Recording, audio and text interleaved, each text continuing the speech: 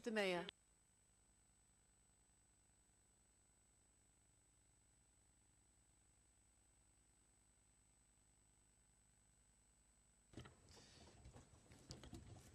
Croeso I gyfarfod lawn y Cyngo. Welcome to the full council meeting. Please note that this meeting will be recorded for subsequent broadcast via the authority's internet site.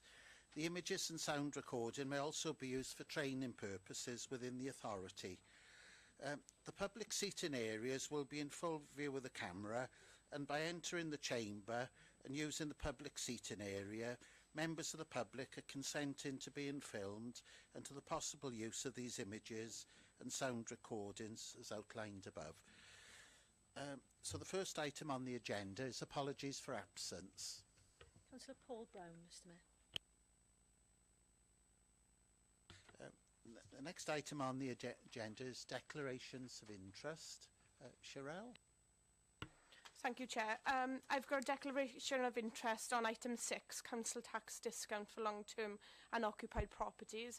I currently take advantage of the empty property scheme, so therefore I leave for that section. And Howard? Same for me, Chair. Fair enough. I do exactly the same. Are there any other declarations of interest? No? Oh. So the next item on the agenda is to approve as accurate the minutes of the following meetings. Is anyone going to... I'll move the accuracy of the minutes, Mr Mayor. Is there a seconder? Yes, I second those, Mr Mayor. Are there any comments about the minutes? They're all accurate? Oh, if you'd like to vote, then thanks.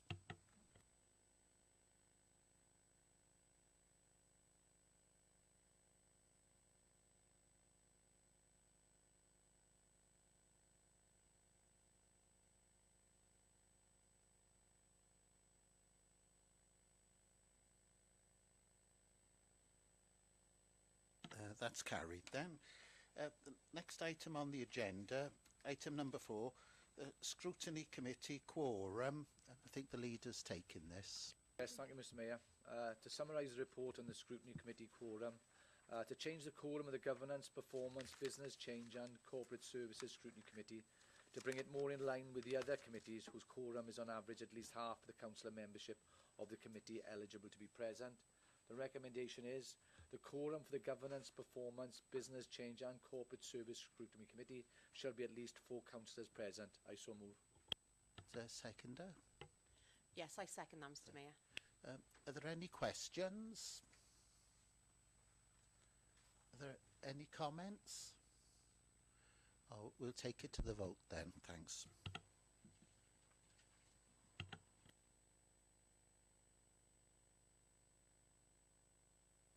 It's complete and it's unanimous.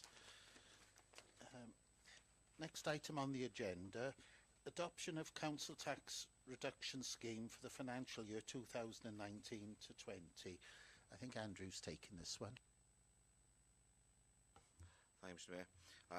Adoption of council tax reduction scheme for financial year 2019-20. The council tax reduction scheme covers such eventualities as returns to employment, war disablement, war widows pension, backdated claims. We as a council are required to set out our regulations on an annual basis by the 31st of January. We propose to leave the current regulations unchanged, hence the recommendations of 2.1. The decision to adopt the council tax reduction scheme to commence April 2019 for the 2019-20 financial year be approved. I move, Mr Mayor. Is there a seconder? I second that, Mr Mayor. Are there any questions? Yes, Gareth. Thank you, Mr Mayor. In January 2017, the then Labour Control Council unanimously agreed for the 4th consecutive year to provide a £50 reduction in council tax to the most vulnerable pensioners. I understand this reduction has helped to support the council tax payments of approximately 860 of our least well-off pensioners each year since 2014.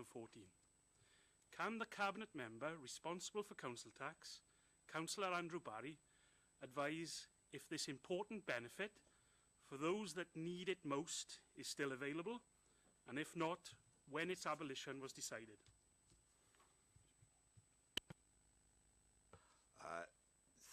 Thank you, Councillor. It's still available. We have no intention of abolishing that particular scheme. This is a different scheme to what you're referring to. That's still in place. We have looked at it. We're the last council in Wales to provide it, and we continue to provide it. Oh, Gareth, yeah. It is indeed a different scheme to what the report refers to. However, the report does refer to council tax support, and the scheme I mentioned is council tax support. Why has this not been a report provided to council? It last came in January 2017. It is now 10 weeks before the end of the financial year, and I would like to know how this is going to be funded. Respond to that. Yeah, the decision hasn't yet been made for this financial year. There'll be a report come in February or March in terms of making the final decision on the pensioners scheme. So that's the current position. Oh, Gareth? Is it correct that the people who benefited from this scheme had it debited from their council tax at the beginning of each financial year? No, it doesn't work like that. It's actually a credit to the account. So if, for example, we were to give the discount in February, then that would carry on as a credit into the next financial year, or they could have that £50 if that's what council agreed to be refunded. Why has it come so late to council, please? It's obviously a decision for the authority to make, but certainly something that's to be considered in light of the financial pressures facing the authority. So that's why no decision has been made as yet, but that'll be coming back to council in February or March to make that final decision. And for the cabinet member, has this been fully costed? Has the funds been found? Has it been included in the various financial reports? Thank you, Councillor. We obviously, you know, we're in a very difficult financial position. The finances are changing almost on a daily basis. It's still in the mix. We're still looking at every eventuality, and a report will be brought. We will be looking at everything. We're not in a position to comment whether that'll be included or not at the moment, but I think in fullness of time we will bring a report to you. Chris Barry. Thank you, Mr Mayor. Mr Mayor, just for clarity, for the previous 4 years we had to fetch a report to council every year to pay this scheme because it's discretionary. But are we talking about last financial year? I don't remember the report coming. None of us have checked. No report came. So if the scheme had to be authorised each year and it wasn't authorised last year, was it really paid?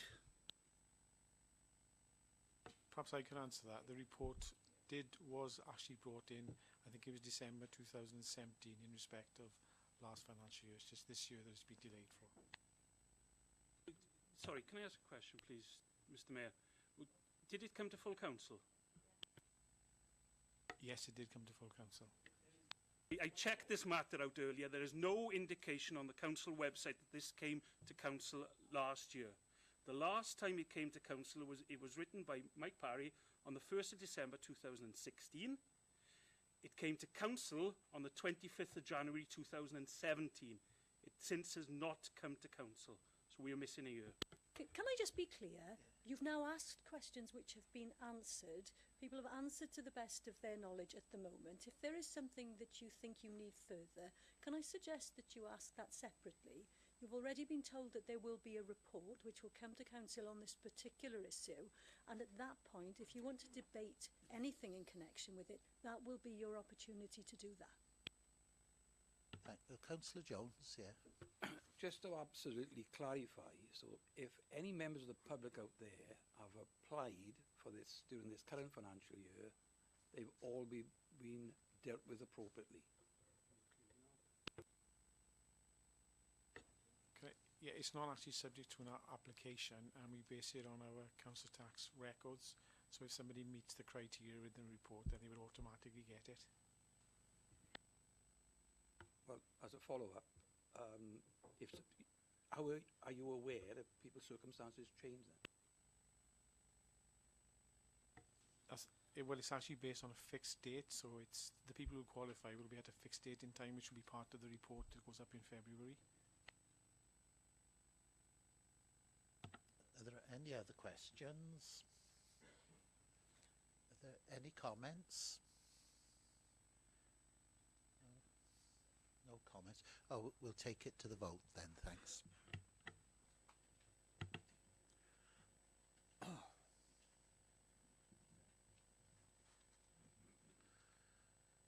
Councillor Gareth Richards, please. Thank you. That's complete.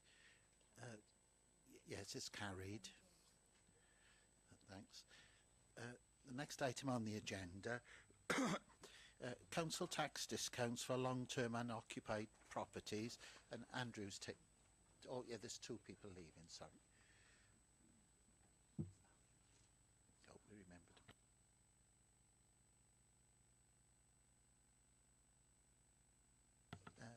Andrew's taking this report then. Thank you, Mr Mayor. Council tax discounts for long-term unoccupied properties. This again is an annual determination as to the level of discounts. In respect of our unoccupied and unfurnished properties, we've always applied a 50% discount. We now propose to reduce this to 0% from the 1st of April this year. In effect, full council tax will be applied to the unoccupied and unfurnished properties. The recommendations are 2.1 and 2.3. To 2.3.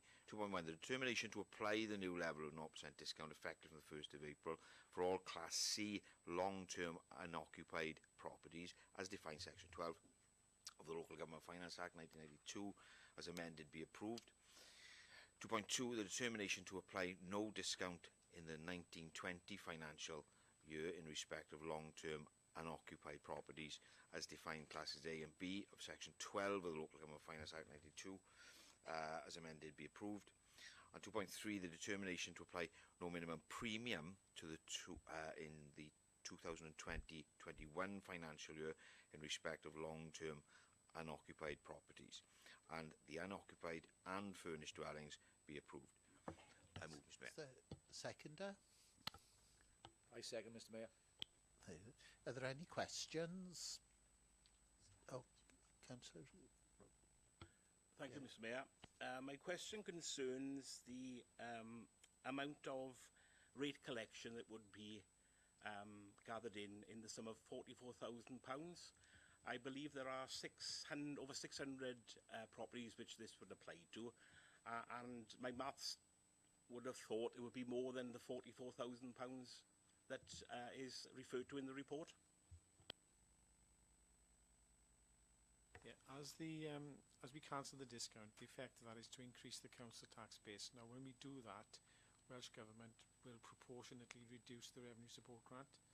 Now, the only reason we get the extra 44,000 is because Welsh Government based it on the average Band D charge for all Welsh authorities, and as we have a higher Band D charge than most authorities, then we're a net gainer from that to the tune of 44,000, assuming a collection rate of 90%. Are there any other questions? Are there any comments? Oh, yeah. Just, I'd like to welcome the fact that the council hopefully are going to take a decision on this, because if you recall, I spoke on this on the 7th of March last year on behalf of the residents of my ward, who often are blighted by empty properties next door to them. So it will be welcomed. I'm certainly in most of the wards in Treharris, not in Treharris, in the borough, who have properties which are empty next door to them and are just being left to fall to rack and ruin. So I welcome it, and I'm sure my colleagues in the Labour group welcome it too. Thanks. Are there any other comments? No. Oh, we'll take it to the vote then. Thanks.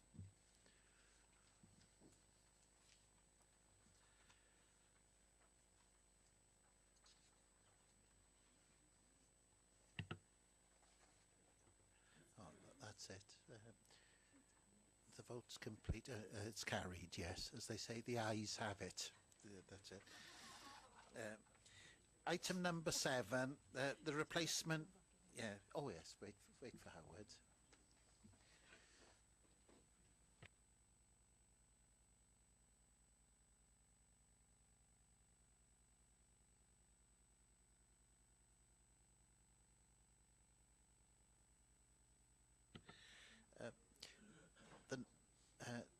next item on the agenda, the replacement Merthyr Tydfil Local Development Plan 2016 to 2031. I understand Kevin Gibbs is taking this, yes. Thank you, Mr Mayor. The purpose of this report is to seek Council's approval to submit the replacement local development plan to Welsh Government and the Planning Inspectorate so that an examination in public can take place as required by the approved LDP delivery agreement dated August 2016.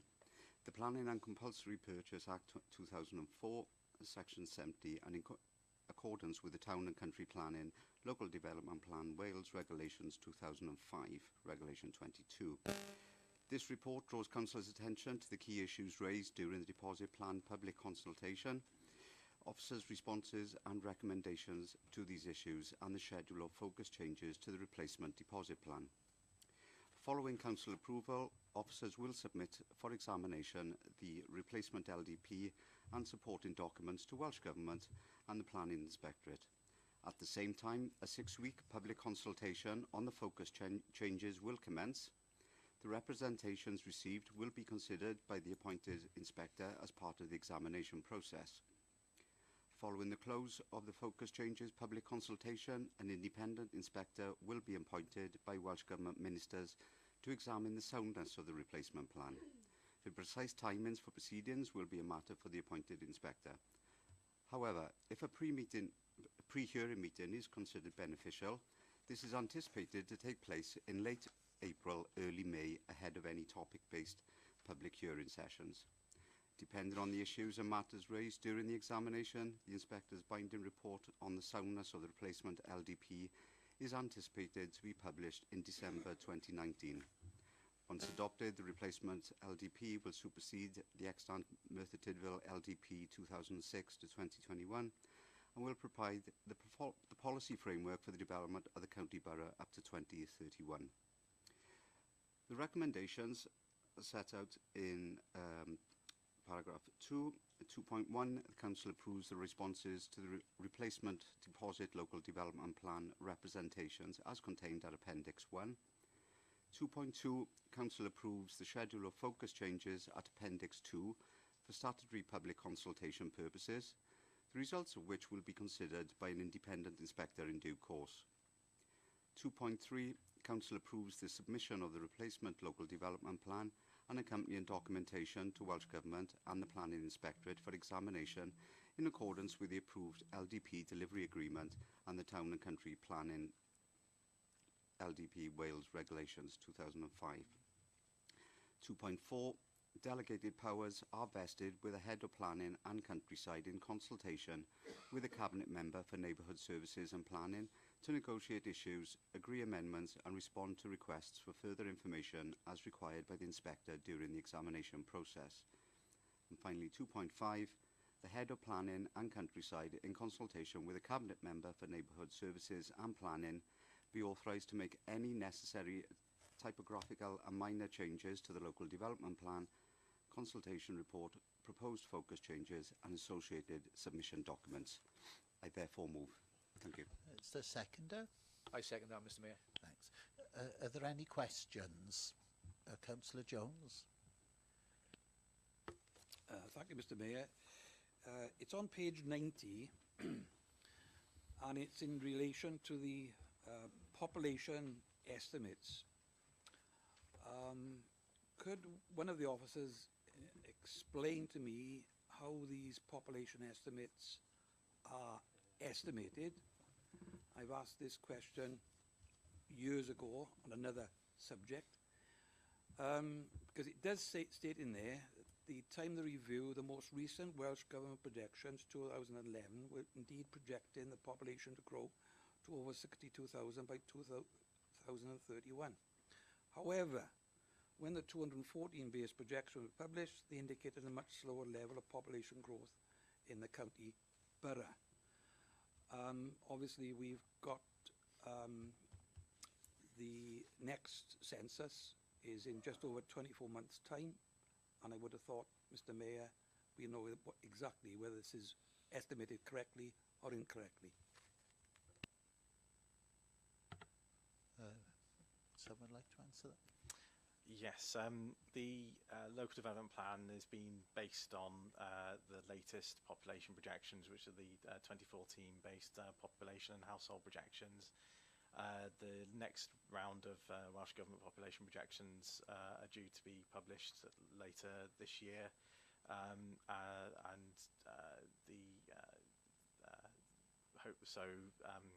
there won't be the time to take account of the next census data, as there's a lead-in time for that data to feed into official population projections.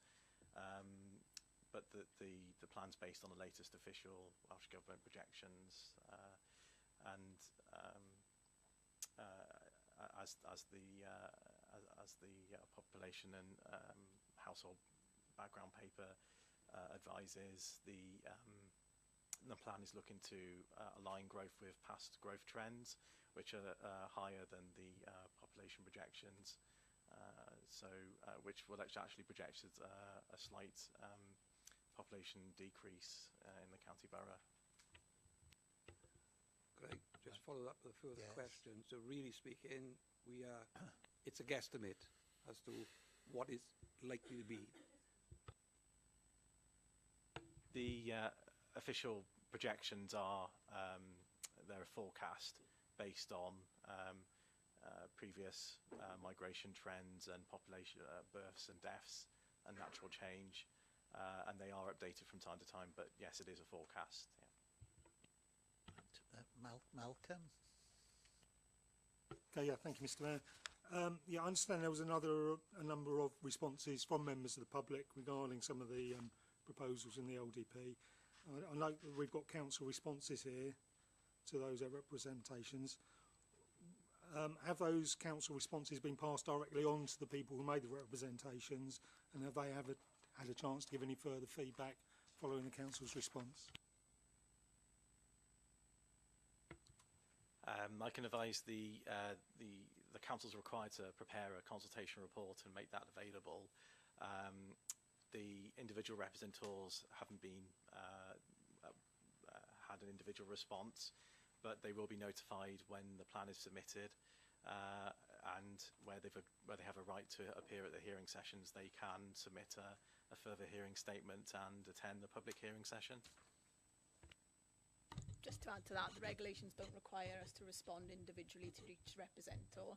We do produce this hefty consultation document to record them all. And as John said, they are added to the LDP database then, and we'll be notified of all the examination hearing sessions where they can go along to that. Brent. Thanks, Mr. Mayor. Just a quick question. Could I ask the Cabinet member, could you give a quick synopsis of the full report, please?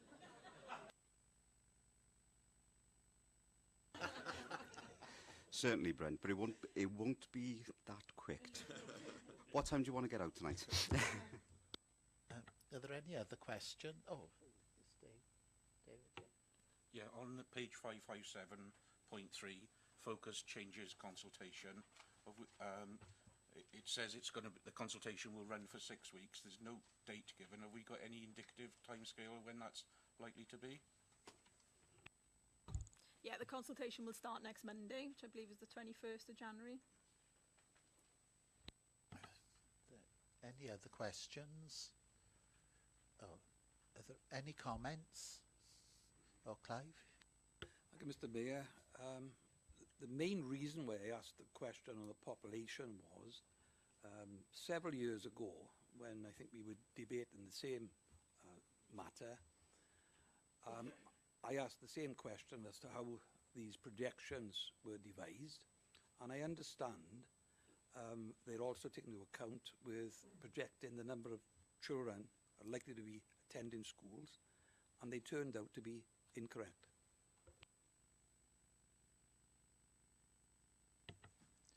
Are there any other comments? Malcolm, yeah.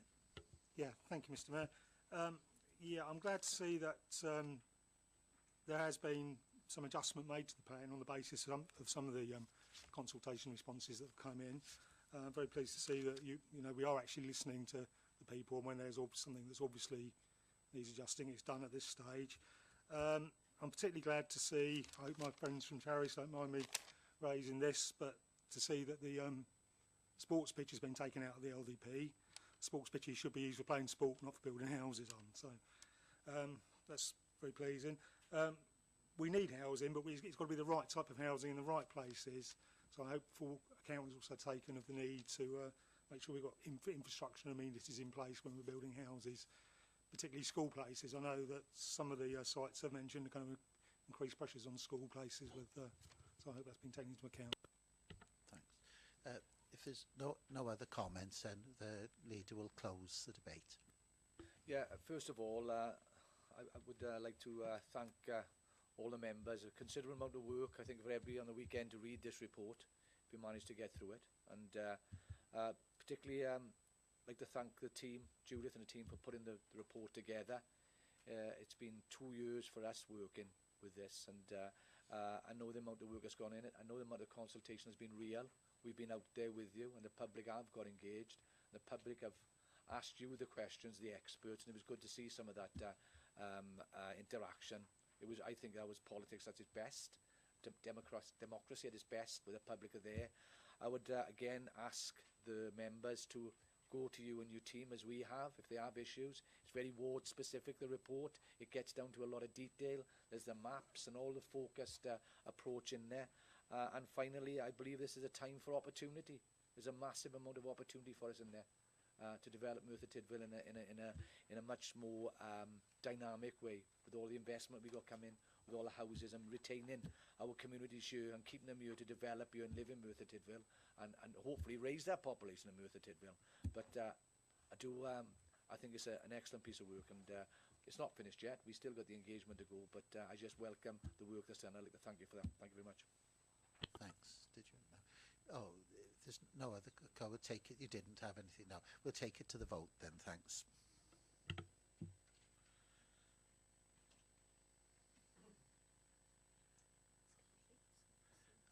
That's complete. Oh, so it's carried unanimously. So the next item on the agenda, amendments to the Common Allocation Policy, and I understand Geraint has taken this. Thank you, Mr Mayor. The amendments to the Common Allocation Policy, the summary of the report is set out in 1.1 to 1.3.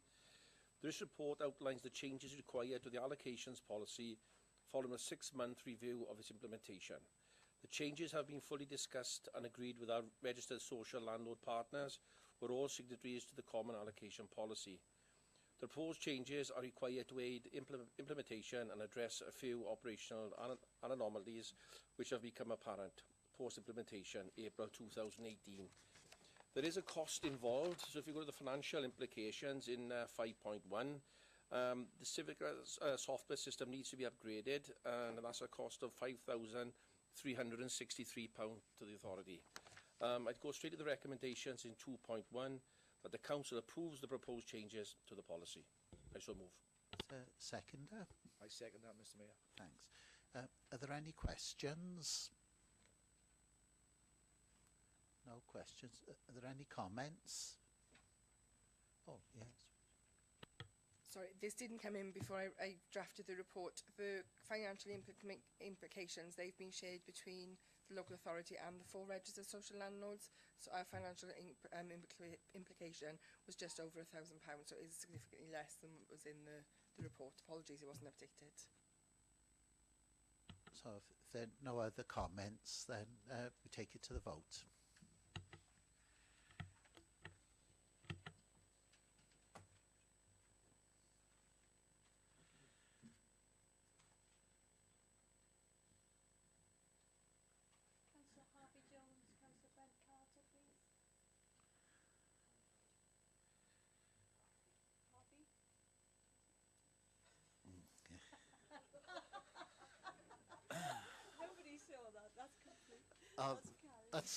That's carried unanimously then.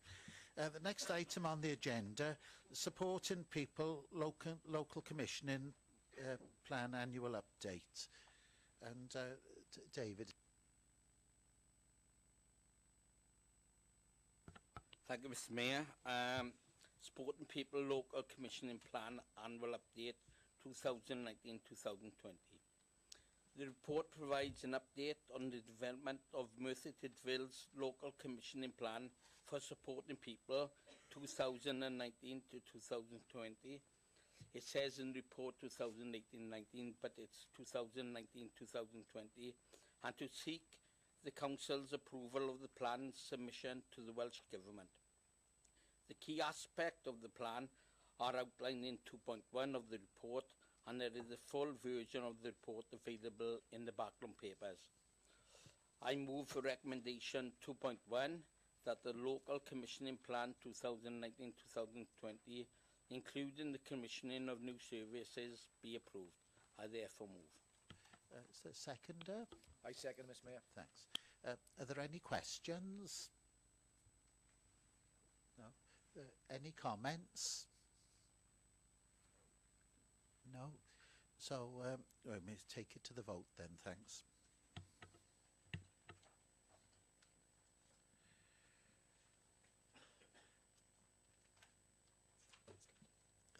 Voting's complete and it's unanimous. The next two items are information reports. The one's a petition received by the authority, and the appropriate officers will look into that. And item number 11, the adoption allowances and inter-agency adoption fees. So they're just information reports. Other items, I'd just like to congratulate Mark Thomas with his new promotion. He's worked for the council for 25 years, I think. So we were going to present him with a gold watch, but with the cutbacks. So we didn't. But like to say thank you for your service all these years. We're all very grateful to you, really. You know, you've been a good ambassador for the council, and you've always been very helpful. So, does anyone, Andrew? Yeah, obviously portfolio member working with Mark very closely. Where the transition back into the council, Mark made that very smooth with his support and his professional attitude at all times. I know he sort of seamlessly has jumped into supporting his team on the day-to-day stuff, as well as always keeping an eye on the strategic view that's required. And just to say, he'll be sorely missed, Mark. You know, I've enjoyed working with him enormously. We've had a great time over the months, and I wish you well in the future role. Darren? Yeah, thank you, Mr Mayor. I was part of the interview panel down at the Vale the day where the four candidates presented to the relevant councillors and officers of the local authorities. And despite my best efforts, I tried to keep Mark here, but they wouldn't have any of it. So I'd just like to wish Mark well for the future. Clive? Thank you, Mr Mayor. I take this opportunity as the current chair of audit to thank Mark for his services to the authority. He is leaving us, but he's not leaving us, because we will see him, I would think, on quite a regular basis. I've always found him, because I'm chairman of audit in another administration previously, and Mark has always been a cool, calm, collected officer who's there to assist officers in any way you can. And I want to wish you all a good luck and good health in the future. Thanks. Well, the lead. Yeah, Sorry, yeah, yes. Yeah. I just want to add my congratulations to Mark, and I worked with him previously in the police service, and in joint with the PSB and with the joint work we did there. Always extremely approachable, always very professional, very understated, gets on with it, no whistles and banners for Mark. He just does the job, and I'd just like to thank him for his support he's given to us, the assistants who've come in as a new team, and wish him all the very best for the future. Thank you very much, Mark. Well, there's no other items on the agenda, so the meeting's closed now. Thanks.